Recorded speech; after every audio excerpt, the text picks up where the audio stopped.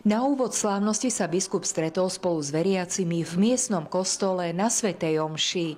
Farníkom sa prihovoril počas homílie. Jeho slová vychádzali z nedeľného evanjelia. Úryvok dnešnej nedele nám ponúka taký pekný príbeh rybárov, ktorých Pán povoláva, aby boli jeho učeníkmi.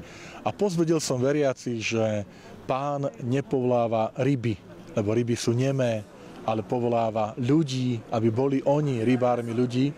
To znamená, že my sme povolaní, aby sme aj v ohlasovaní viery neboli nemí, ale aby sme dokázali hovoriť aj o viere, o evaníliu, o kresťanstve, čo to pre nás znamená, kto je pre nás Ježiš.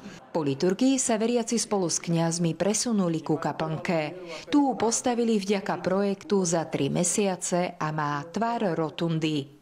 Ľudia vo veľkých počtoch prichádzajú ako pútnici do Lourdes vo Francúzsku, majú svoje ťažkosti duchovného charakteru, ale aj toho fyzického, telesného, rôzne choroby ich trapia a Panna Mária ich tam pozýva.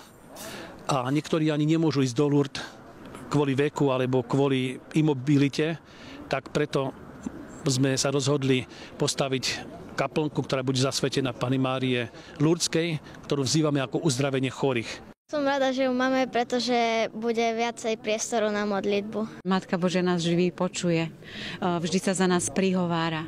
Takým ochotným srdcom je pripravená a čaká a sprostredkúva nám mnoho milostí.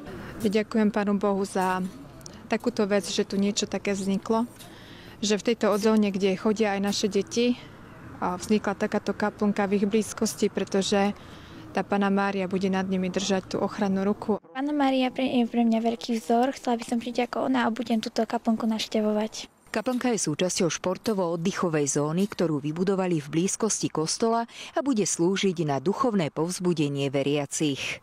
Pre televíziu Lux Monika Huráková.